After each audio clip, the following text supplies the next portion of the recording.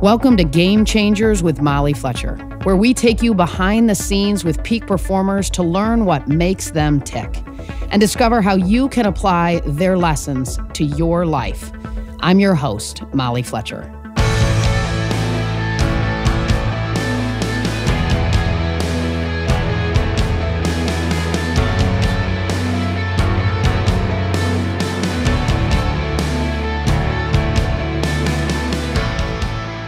The Super Bowl is just around the corner, and today's guest, Troy Aikman, knows a thing or two about the big game. He's one of only 4 quarterbacks in NFL history to guide his team to victory in 3 Super Bowls. Troy is a Pro Football Hall of Fame quarterback, Emmy-nominated broadcaster, and the new voice of ESPN's Monday Night Football. Before joining ESPN, Troy spent 20 years as the lead game analyst for Fox. During his 12-year playing career, Troy led the storied Dallas Cowboys franchise to incredible success. The team won 3 Super Bowl rings, and Troy earned 6 straight Pro Bowl appearances. Troy's drive extends beyond the football field to his business ventures. Most recently, he announced the launch of 8, a light beer brewed with organic grains. Troy gives back through the Troy Aikman Foundation, which builds playhouses for children's hospitals, and through community initiatives in his hometown of Henrietta, Oklahoma. In our conversation today, we talk about setting high expectations, performing under pressure, and tackling new challenges. Here we go. This is my conversation with NFL legend, Troy Aikman.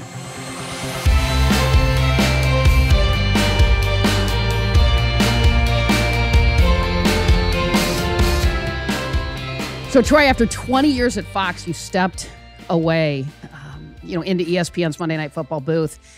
And I can imagine at some level that was a little bit uncomfortable initially, right?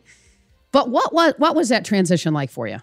A little bit at first. It was a short period of time where I guess there was a little uncomfort because I knew I was going to be leaving Fox, and when I made the decision, there were there were 2 networks that were talking with me, and when I made the decision to go to ESPN, then it was just a matter of days, really, before Joe was able to basically get his release from Fox as well, and I knew ESPN was interested in hiring him, so it was pretty quick as far as knowing that, okay, hey, I get to keep working with my partner of the last 20 years. That's awesome. And so our booth essentially feels the same as it always has, even though there's a lot of other new parts to what we're doing, which has given me a lot of comfort. And I think the same for Joe. Is there a common thread, Troy, for you in what motivated you on the field and what drives you now in your world today? Yeah, I think so. I think it's just simply, wanting. I think for the longest time it was that, I still want to be the best. I mean, I think there's something that kind of burns within most of us that were athletic and went on and did certain things that. But I think now more than being the best, it's about being my best. So I kind of have changed a little bit as far as what motivates me, but that's what it's always been. And I think also, Molly, that I'm sure you can relate to this, that it's about fear of failure to a certain extent as well. I mean, as much as you want to succeed, you also don't want to fail. And between the two, it's what's always motivated me, along with the fact that I've always had a pretty clear vision on what I've wanted my life to look like and where I've wanted to be and what I've wanted to do. And I've always, when I've made those decisions, I've always been pretty clear on the path and the work that was required to make that happen. And so it's kind of been something that's been ingrained in me from a very early age from my father. And it's just carried me through to where I am today. Was it hard for you? I've heard you talk about this, Troy, to walk away from the game, right? We see this all the time in professional sports, right? These guys and gals that they don't have that other identity away from what they did as an athlete. How was it for you at that moment when you left it? It was actually fairly easy in the big picture of things. I knew the end of my career was frustrating A lot of people feel that I retired because of injury. That really was not the case. If it were because of injury, it was not because of my back. It wasn't my head injuries as much as I was dealing with a back injury that was keeping me from playing at the level that I wanted to. But more than that was that just a lot of decisions were being made within the organization that I didn't necessarily agree with, and I didn't feel that it gave us the best opportunity to have success. And so when you develop some success and you have a resume, so to speak,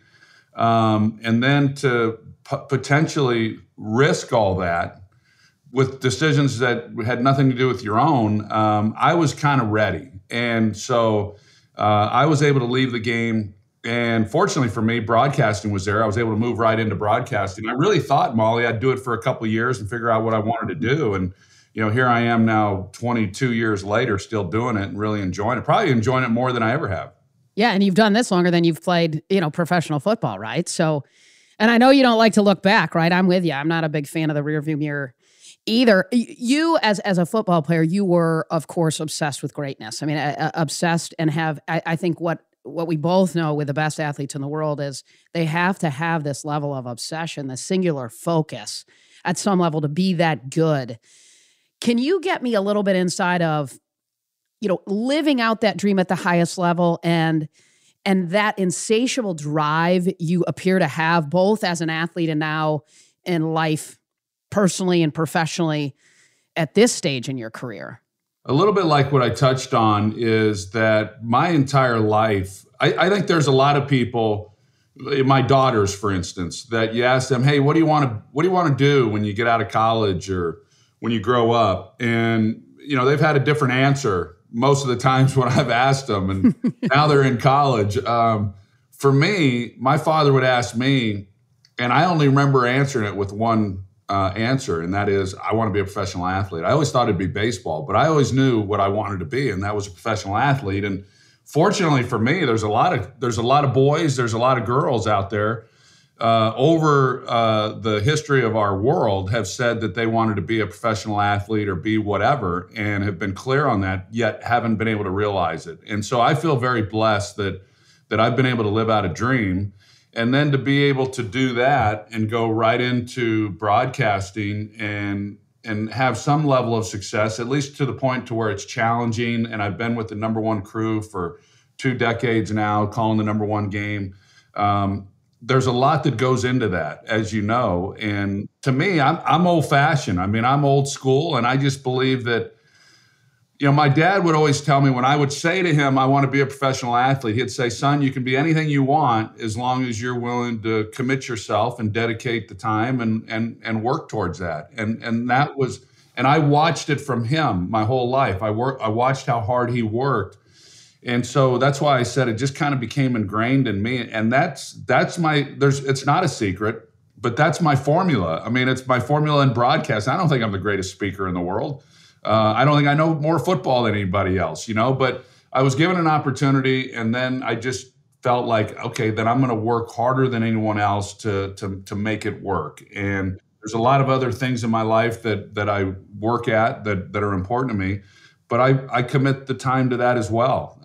So that's my formula. It's worked for me, and I think it probably works for most people. And what's cool, I mean, you're saying drive's transferable, right? That level of focus and drive you had on the field, you lifted up and transferred it over to the booth, and probably candidly in all other areas of your life, right? As a father. Yeah, absolutely. And I think, Molly, that might be, I've transferred it to the way that I work out, the way I take care of my body, since I've retired. And there are those who have understood what it took physically to go on and become a professional athlete, but they haven't been able to then, when they leave the game, you still work. You just do it differently. I mean, me lifting weights isn't helping me in my broadcasting career. Me going out and throwing spirals isn't going to help me call the game next Monday night, So you got to do it differently. You got to figure out what works and then work on those things. You were the number one draft pick, right? Quarterback, All-American team, Cowboys, all that, right? The lights were always on you. How did you learn to manage expectations, performing under pressure that you still take with you today? You grew up in that world when the lights were on and that level of pressure. and focus on you. How has that served you in your life today?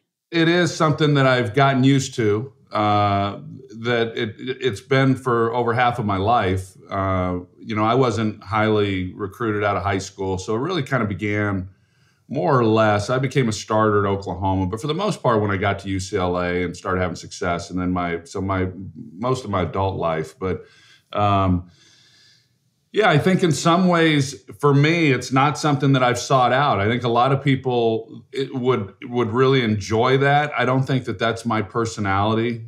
I wanted to be a great athlete. I didn't want to be a famous person, and so the spotlight for me, at times, I'll be honest, has been a little blinding. It's just not the way I'm wired. But you adjust, you grow, you acclimate. I'm a different person today than I was when I was in my 30s and all that. And so I think I become more and more comfortable, or kind of learn to maybe establish better rules to it all, to where I can have my comfort levels. And I think right now where I'm at, I'm probably as happy, as comfortable in my own skin, all those cliches and weird things, is applicable to where I'm at right now in my life. At some level, it feels to me like you were chasing the right stuff. And I think sometimes we see this in sports, right, where they're chasing, maybe the wrong stuff. And then when they get there, of course, we know that at times that can feel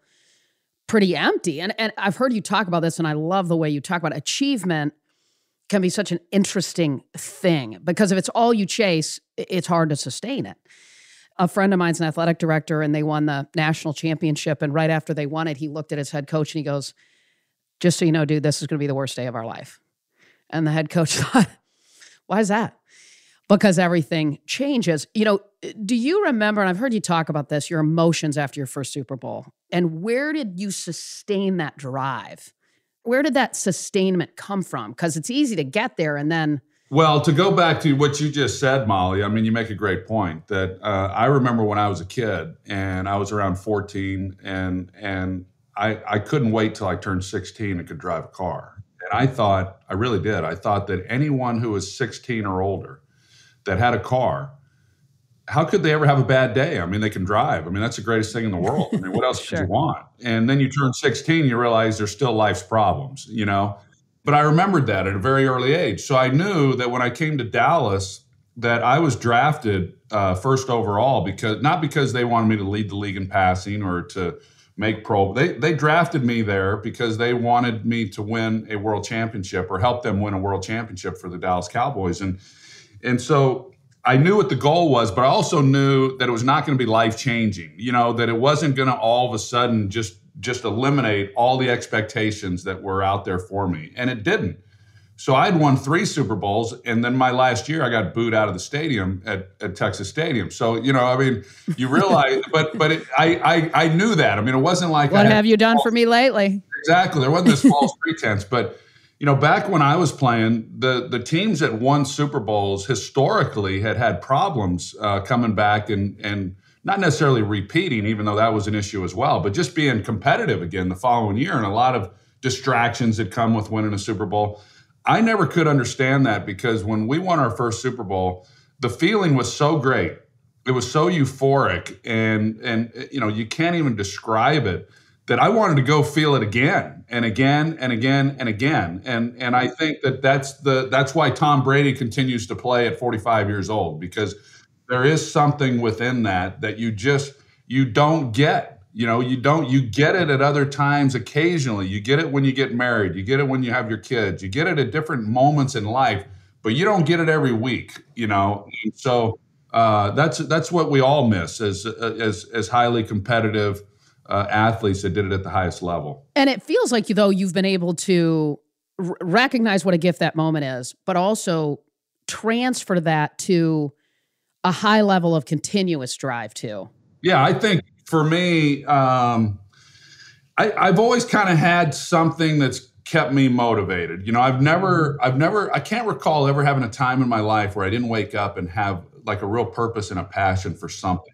And, of course, broadcasting has filled that, but now I've launched my own beer, and that's created another excitement for me to get behind and do something a little bit differently. So yeah, I've been fortunate, and it's not as easy maybe as what I'm making it sound like, because I do know that there are people out there who have every bit as much drive as I have, and yet haven't quite figured out, what their passion is.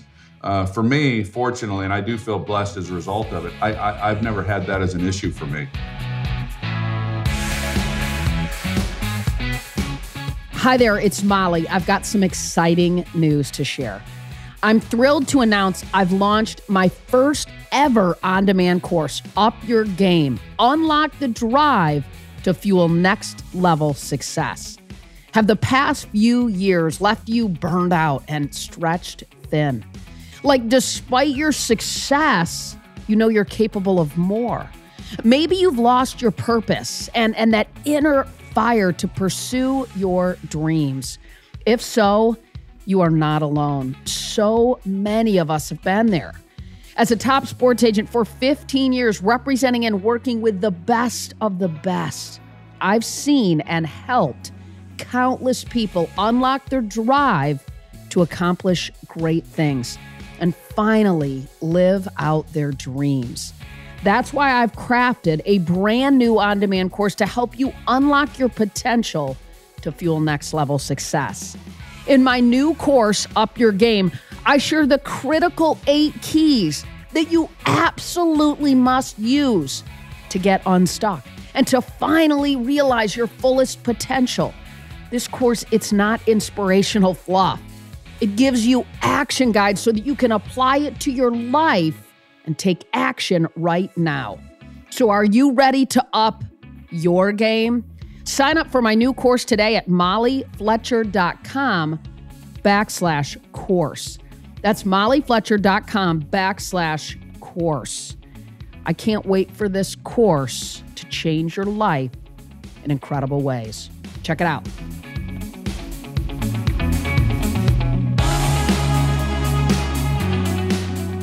I mean, you, to me, have an unbelievable amount of mental toughness, right? And great athletes all have this, great business people, great leaders. How did you develop that? Where did that come from? I think it was forged because I mentioned my father a little bit earlier. I mean, I grew up in a household where there were high expectations on us kids. I have 2 older sisters, and we were going to do the work. Moved to Oklahoma, and we lived out on a working farm.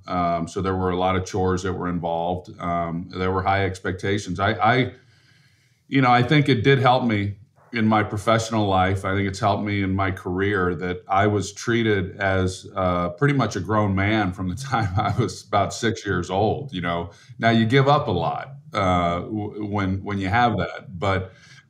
So I think that with that, I think you had to in order to really kind of make it. But yeah, I've always, you bring up a good point that there are days where you just don't feel like doing whatever, but you got to do it. And I feel that way. Like I said, I'm very mindful of working out and what I put in my body and making sure I get my sleep and all those things. But there are days when I just don't feel like doing the workout, but I do it. And I think that's ultimately what defines, I don't know what the right word is, not necessarily a champion, but I think it's what defines your ability to then go beyond and reach the heights of whatever it is that you're seeking. You have to do the work when you don't feel like doing it. If you only did it when you felt like it, well, that's kind of the easy way out. And unfortunately, I think that's what separates those people who maybe reflect and they say, man, how come I didn't get to do those things? How come these things didn't happen for me? I think that most of the time you could probably point back and say, I know that I can with people that I know that are close to me, that they weren't willing to do the extra work. They didn't feel like it. You seem like a guy that's really curious, right? You're always learning, growing. And that's been something that it feels like you've tapped into after football.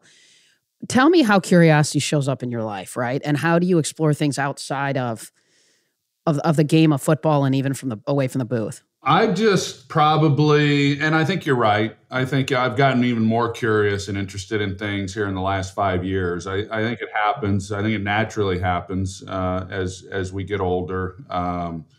you start realizing that time is short and it's limited, and what kind of mark do you want to leave, and what do you want to know when it's all said and done. And I think that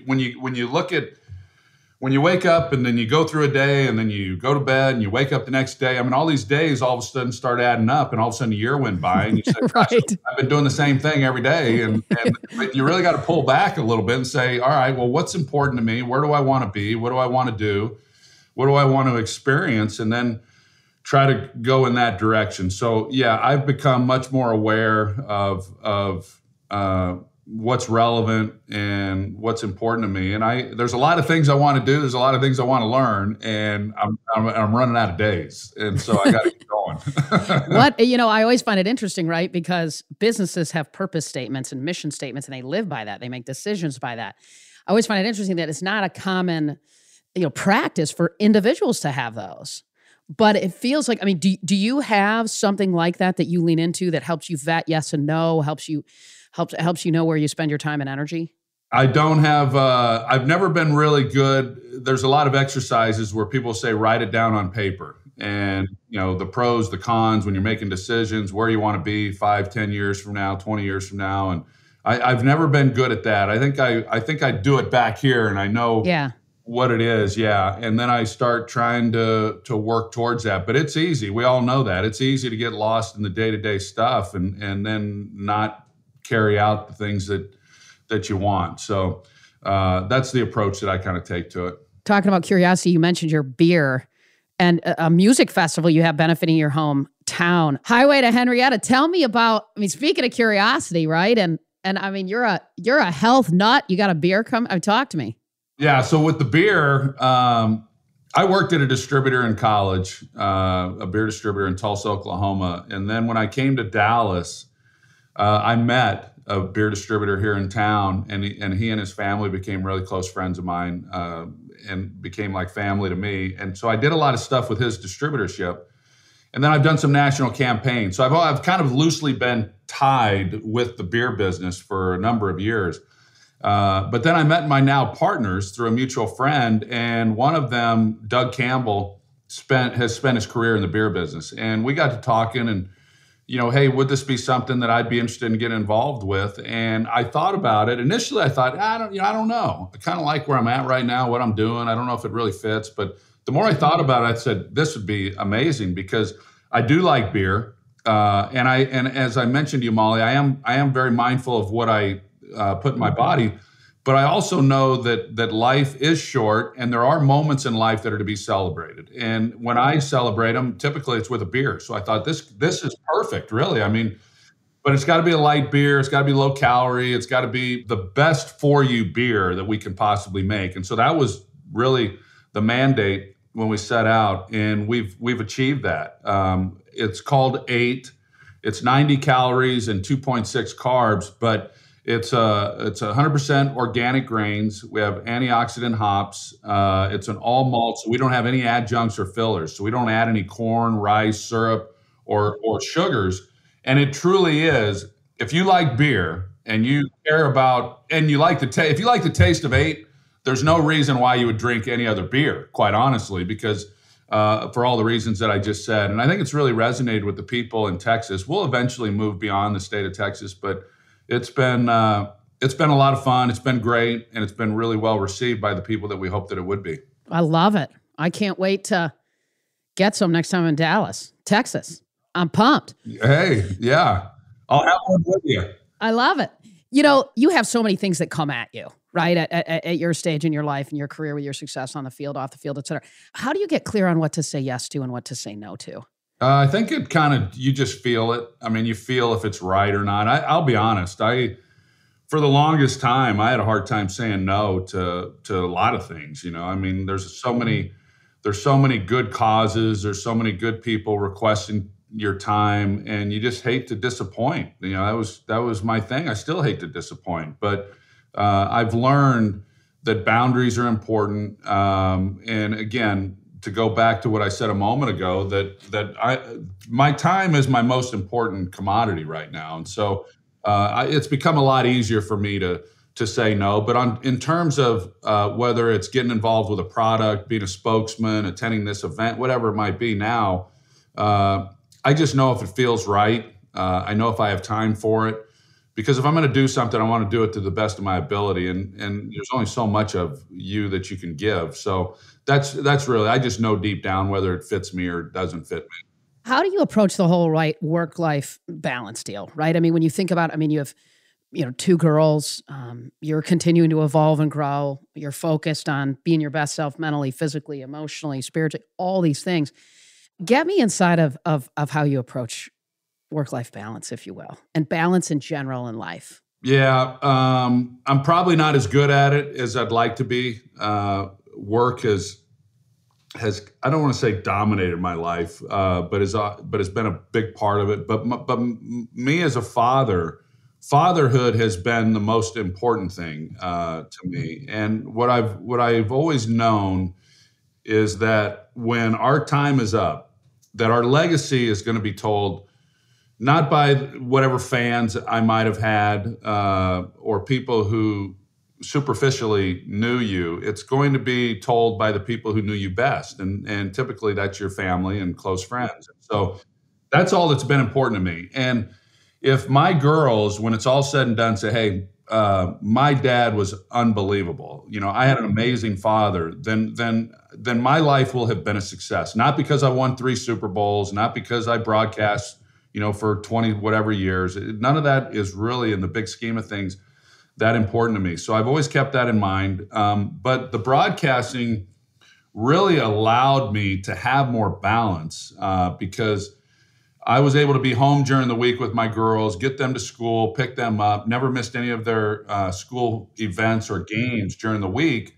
I'd miss some things on the weekend because of broadcasting, but then I'd be all theirs for the off season. So it truly has been the greatest job in the world for me to be able to strike a balance. But now that I'm an empty nester, I'm pretty much, I still get the parents' weekends. I still, I have all the, whatever the girls want. They just don't need as much of me anymore. They just need you to Venmo them, man. Let's be honest.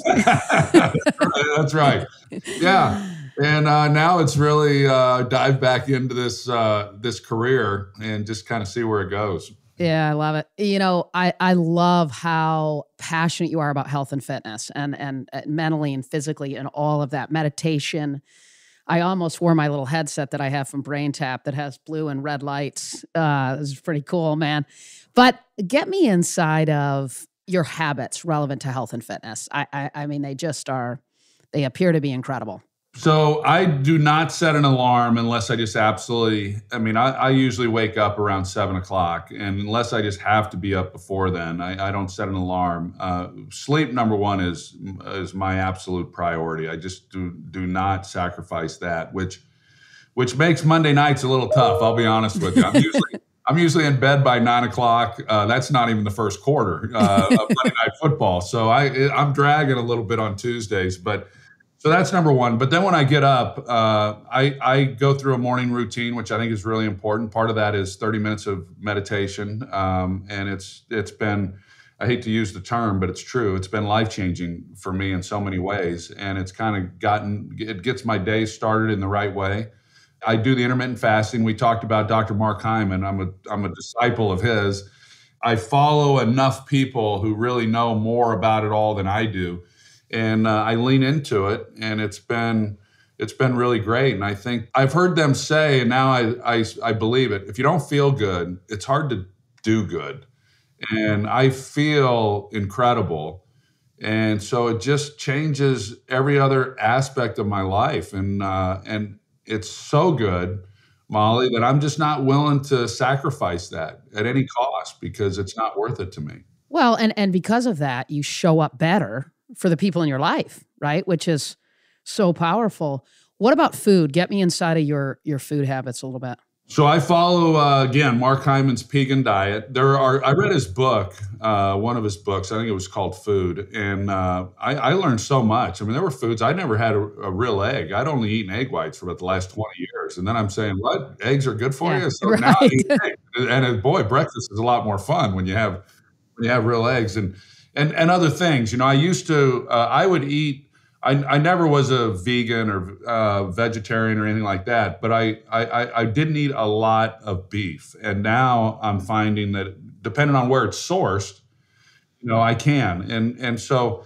I eat usually most days I won't eat until noon. I'll have fish typically and some vegetables, and then I eat dinner at 5. I have a smoothie in between, but a lot of vegetables, and then a protein source. And that's essentially it. And I'm not hungry. I don't feel deprived at all. I feel great. But I've learned that if you eat real whole foods, you don't have these hunger pangs to where you need to be snacking throughout the day. And that's been really, really good for me. Your last intake of food is at 5. What I'll do is I've got a chef who comes in and does meal prep for me on Mondays, and he makes a granola, kind of a healthy homemade granola that I'll have, because I do like I like a little something before I go to bed. Back in my early years, that used to be vanilla ice cream. I got a real weakness for vanilla. Where's the beer in the mix here, by the way? Like, where's that coming in? The beer rolls in on Friday or Saturday. I don't drink during the week typically, but yeah, that's when that comes in. That's when we're celebrating the end of the week or something that occurred. Yeah, so it's good.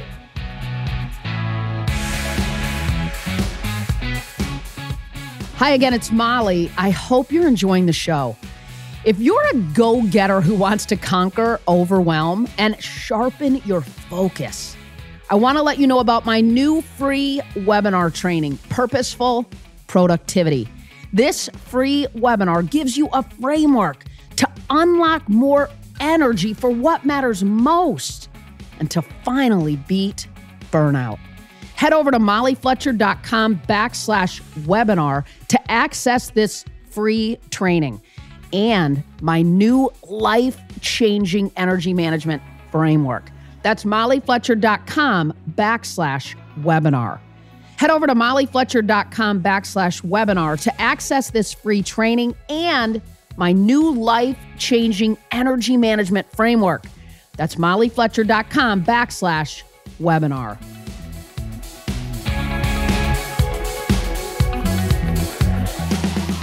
It was interesting, too, to hear you say with meditation, you don't use any app or you just sit and quiet, which is cool. Yeah, I've done the apps. I did the apps before, and I just kind of prefer the silence. Now, I did start through a recommendation of Huberman, who I follow. He recommended an app called Waking Up. So I started that, and it's pretty good. I actually introduced it to my daughters because I've been pretty open to them about my meditation, and not that I'm not trying to push them in that direction, but I just feel like I wish I had learned more about meditation when I was younger. And so I exposed them to it, told them about the app. I started it. It started out for beginners, but I've gone through that. So I use that a little bit. But for the most part, yeah, I prefer to sit there in silence and work on my breath and do those things. And it just tends to fit me a little bit better. Troy, what would you say would be probably the most defining moment in your life, career? I mean, beyond the obvious, the children, Super Bowls. I mean, what's been a moment or two that's really stands out to you that potentially changed the way you live? Well, I would have said, I've always said, the biggest thing in my life has been my girls. And I know that all parents understand that and would say that. My situation's not unique, but it's different than the norm, I guess, in that I was a single dad. And then knowing the importance of when I went through my divorce, I read a lot. And I wanted to get it right as best I could. And we all make mistakes. But what I learned is that girls get their confidence from their fathers. Quite honestly, I was happy to hear that, because I knew then if that was true, and if it is true, I don't know, that I had some say in that, and that I was going to do my part to give them the best opportunity to have that confidence. And so that's kind of been my thing. the athletic career, the Super Bowls, all of that is really meaningful to me. I've got amazing lifetime friendships that came from that. I got a lifetime of memories and great feelings from all of those years.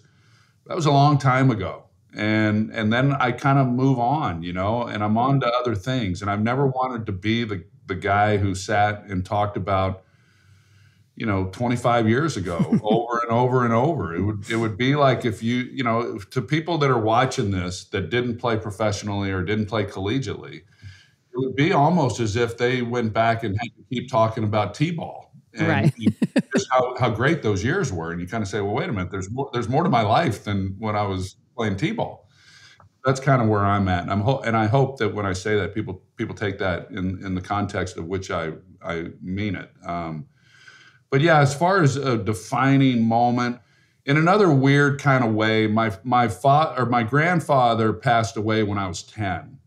And my parents gave me and my sisters we could decide if we wanted to go to the funeral. And my sisters did not go, and I went. So it was my first funeral to ever attend at 10 years old. And it was an open casket.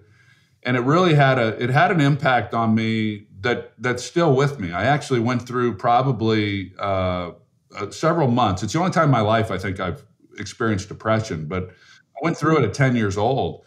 And all these questions of what is this life about? What happens to us when we're no longer here on earth? I mean, that hit me at a really young age. And so I've always been pretty mindful of death and the limited time that we have here, but that probably had as big of an impact on me as any event in my 55 years on the earth.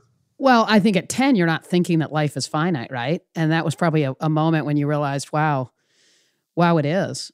You have a different lens now in the booth, right, than you had on the field, of course. Are there any players out there that you sort of see yourself in at some level, right? I mean, they can't touch them now. Besides, of course, when you played, you got smoked. But these guys, I mean, is there a guy out there that you see yourself in at all? Not so much. I think, and this is this is going to sound kind of self-serving, and in no way is it. But we had Tom Brady last Monday night.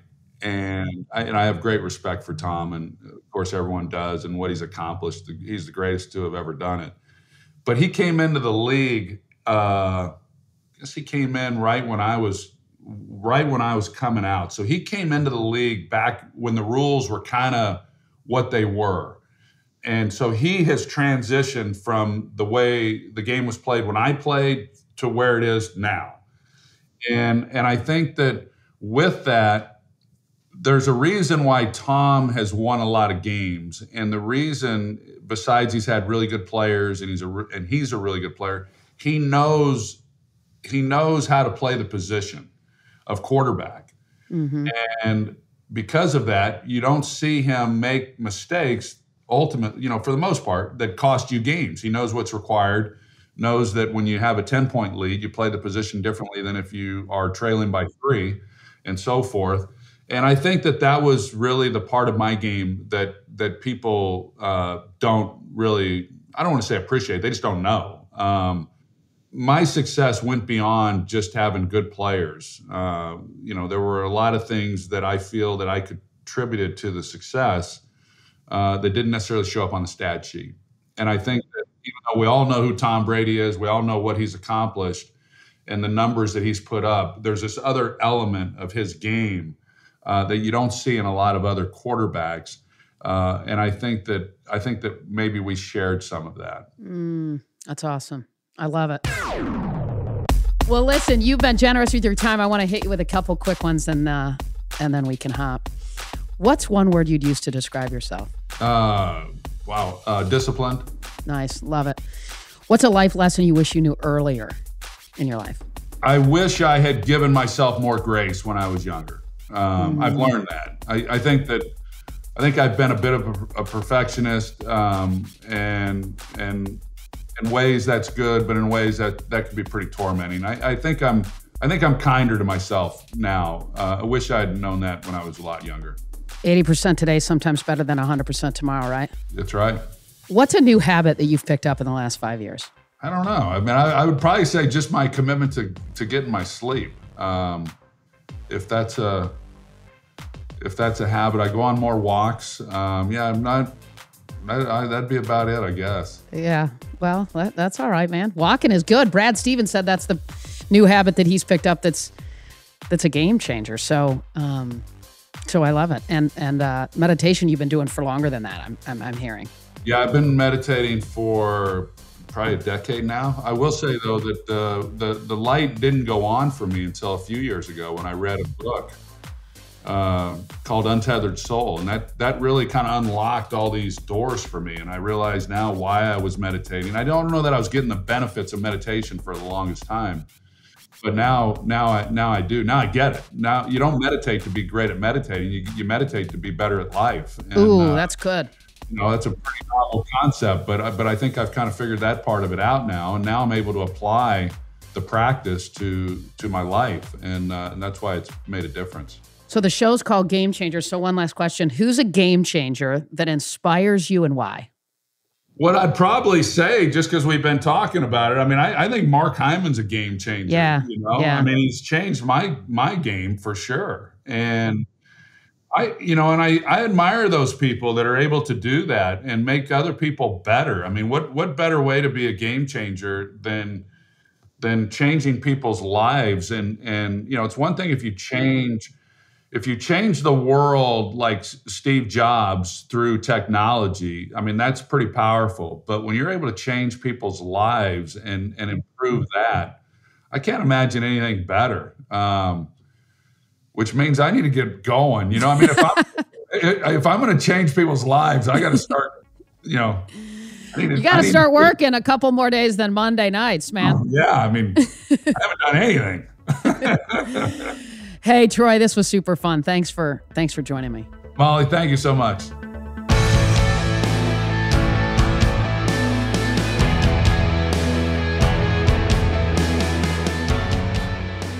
There's a couple things that I took away from this conversation. Number one, it's not about being the best. It's about being your best. Such a nice distinction. Number two, have high standards for yourself. Work ethic and discipline are two things that you can always control. Do the work, even and especially when you don't feel like doing it. And number three, your legacy will be defined by those who know you best. Right? In other words, it's not about achievements. It's about the relationships and the impact that you make on the people in your life who know you best.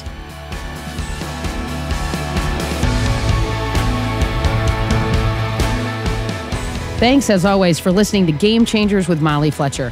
If you like the show, be sure to subscribe on Apple Podcasts. There you can listen to previous episodes and leave us a review, which helps other people find out about the show. This episode was edited and sound designed by the team at Sound On Studios. You can find out more about their work at soundonsoundoff.com. Check it out. For more about me, visit mollyfletcher.com. Until next time, stay curious and be bold.